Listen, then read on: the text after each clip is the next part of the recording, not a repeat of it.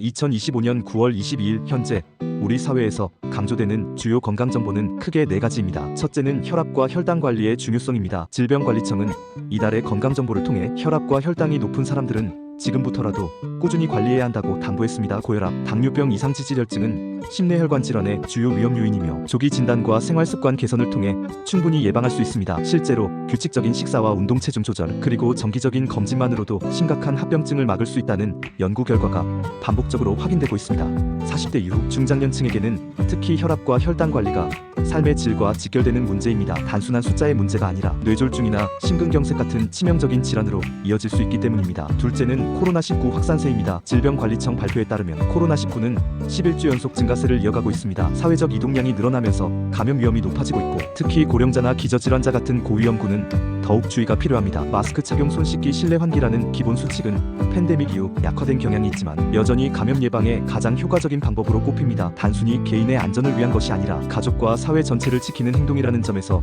중장년층은 모범적으로 실천할 필요가 있습니다. 셋째는 추석 연휴를 앞둔 진드기 매개 감염병 예방입니다. 추석은 가족들이 성묘와 벌초를 위해 야외 활동을 많이 하는 시기입니다. 그러나 풀숲과 산길에서 활동할 때 진드기에 물리면 중증 열성 혈소판 감소증후군 같은 치명적인 질환에 걸릴 수 있습니다. 질병관리청은 긴 옷과 장갑 착용, 풀숲에 눕지 않기, 기피제 사용 활동 후 즉시 씻고 옷 세탁하기 등 구체적인 수칙을 안내했습니다. 특히 농촌 지역에 거주하거나 명절에 시골을 방문하는 50대 이상의 성인들에게 반드시 필요한 정보입니다. 작은 실천이 감염을 막고 생명을 지킬 수 있다는 점을 기억해야 합니다. 마지막으로 보건복지부는 정신건강 취약계층 발굴과 지원 강화를 발표했습니다. 스트레스, 불안, 우울 증상은 나이와 상관없이 누구에게 나올 수 있지만 중장년층은 일과 가정에서의 책임이 무겁고 사회적 고립도 경험하기 쉬워 위험이 큽니다. 정신건강복지센터와 유관, 기관이 연계해 취약계층을 조기에 발굴하고 상담과 치료를 지원하는 체계가 강화됩니다.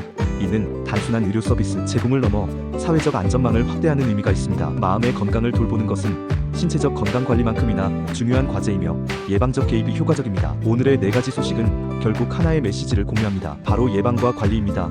혈압과 혈당은 조기에 조절할수록 합병증을 피할 수 있고, 코로나19는 기본 수칙으로 확산을 줄일 수 있습니다. 진드기 감염병은 작은 준비만으로도 예방할 수 있으며 정신건강은 조기 개입으로 삶의 질을 높일 수 있습니다. 2025년 9월 22일 우리가 얻을 수 있는 교훈은 건강은 하루아침에 만들어지는 것이 아니라 일상의 선택에서 비롯된다는 것입니다. 중장년층은 지금부터라도 작은 습관 변화를 시작해 장기적인 건강 수명을 지켜야 합니다.